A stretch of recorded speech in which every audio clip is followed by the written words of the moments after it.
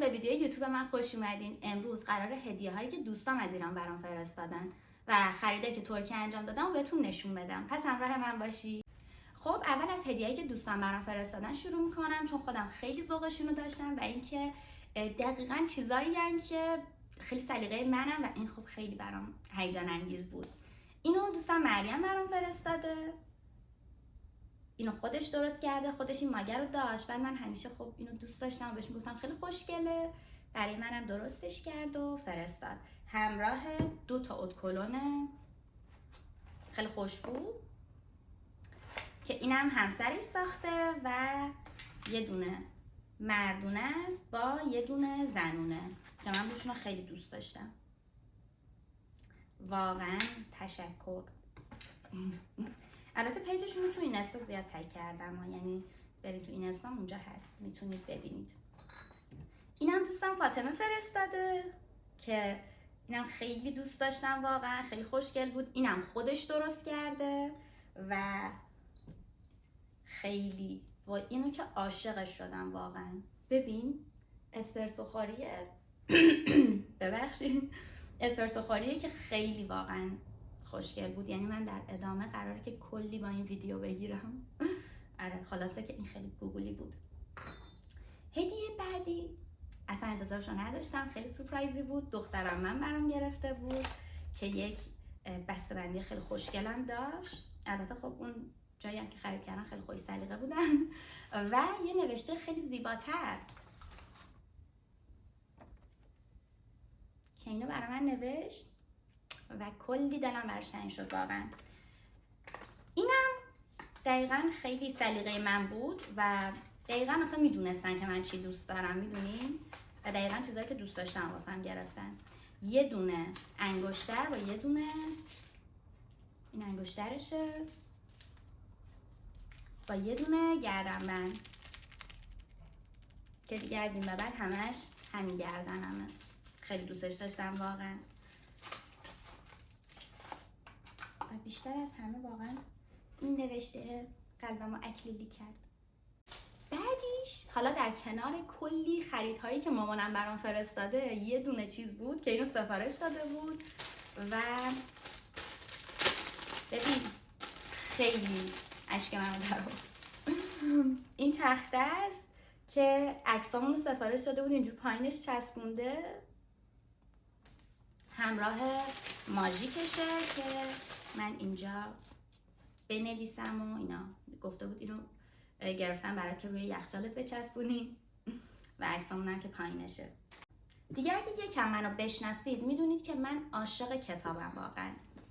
این کتابم استاد زبانم برام فرستاده، هلن، و یعنی این گفته بود که کتاب مورد علاقه‌شه و این کتابو خیلی دوست داره. یه نوشته خیلی قشنگم برام اولش نوشته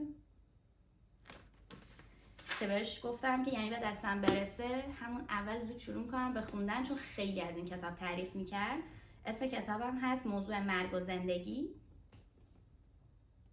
حالا من بخونم باز نظرم بهتون میگم. اینم واقعا خیلی دوست داشتم. خب هدیه بعدی از طرف انیسه که بهش گفته بودم که من میخوام کتاب انگلیسی بخونم، بعد برام یه چند تا کتاب گرفت فرستاد که فکر میکنم اینو از همه بیشتر دوست داشته باشم، چون من کلا کتابای این نویسنده رو خیلی میخوندم و خیلی دوست داشتم. واقعا به شما پیشنهاد میکنم که بخونید. و اینا هم که اصلا هیچ ذهنیتی فعلا ندارم، باید بخونم ببینم که چی جورین. ولی خب اینم خیلی هیجان دارم، چون اولین بارم که میخوام کتاب اینجوری انگلیسی و اینا بخونم، اصلا نمیدونم که چی جوریه.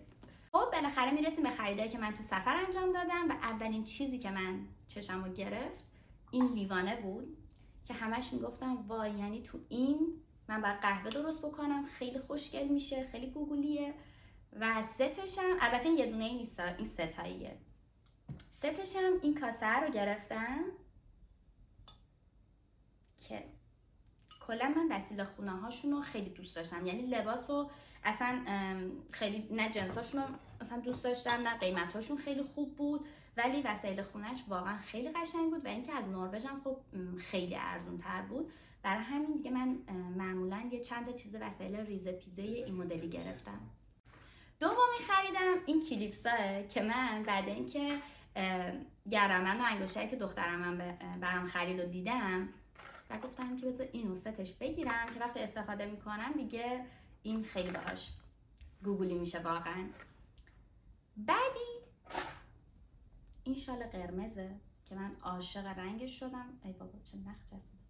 عاشق رنگش شدم واقعا، خیلی خوش رنگه، اصلا محو زیبایی ها شدم. با یه شال دیگه، خب اینجا خیلی سرده برای همین من این شالا رو خیلی بیشتر از کلاه دوست دارم. یعنی کلاه میذارم ولی خب این شالا رو باید بذارم، یعنی از شال گردن به نظرم خیلی بهتره. اینم گرفتم، خب یه رنگ خنثایی داره، به همه لباسا میاد دیگه، گفتم این خیلی راحت ست میشه.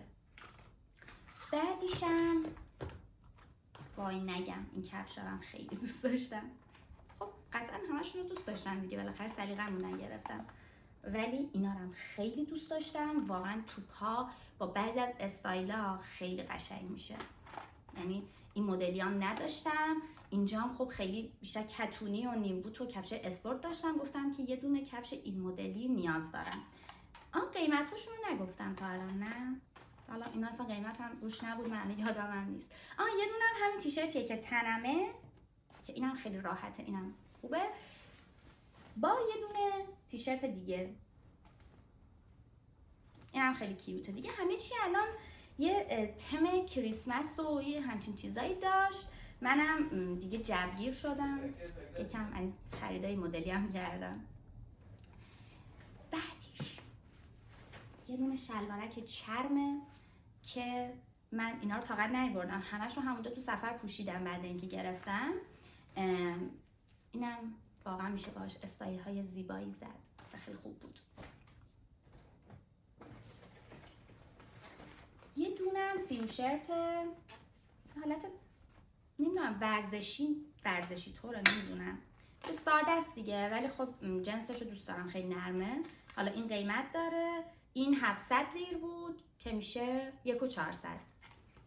آره 700 لیره، آره که میشه 1,400.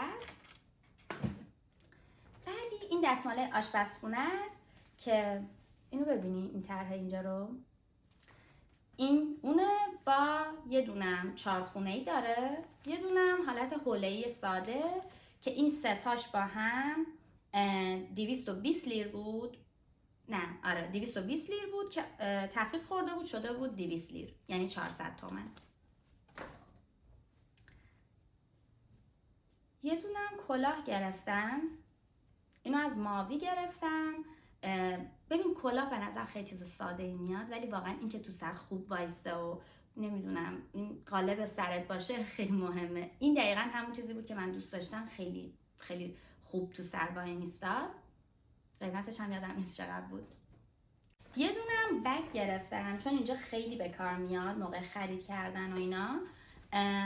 قیمتش هم خیلی خوب بود، فکر کنم 150 لیر بود، یعنی 300 تومن و خیلی هم واقعا طرح بانمکی داره. اینجا اصلا بگ خوشگل من پیدا نکرده بودم دیگه، تا دیدم اینو رو هوا زدم واقعا. و در نهایت آخرین خریدم این پیشبند بسیار کیوته، ببین خیلی واقعا خوبه، اینو خیلی دوست داشتم. این. یک دونه من از این شکلات های دبی چاکلت گرفتم که خب اصلش نیست، من همینجوری حالا دیدم تو ترکیه و گفتم که بذار بگیرم و امتحانش بکنم و حالا از اون موقع هم به دلم مونده هی میخوام تست بکنم، گفتم که بذار اینجا انجامش بدم بعد ببینم که حالا چی جوریه. انقدرم همه تعریف میکنن و به به چه چه میکنن، ولی من حس میکنم که خیلی دوستش ندارم، برای همین اصلا دنبال اصلش هم نبودم، گفتم فیکش هم کارم رو میندازه، هم که ببینم که حالا چه مدلیه. اینم داخلشه که کمی مغز داره، حالا بذار برم ببینم که چه مزه‌ایه.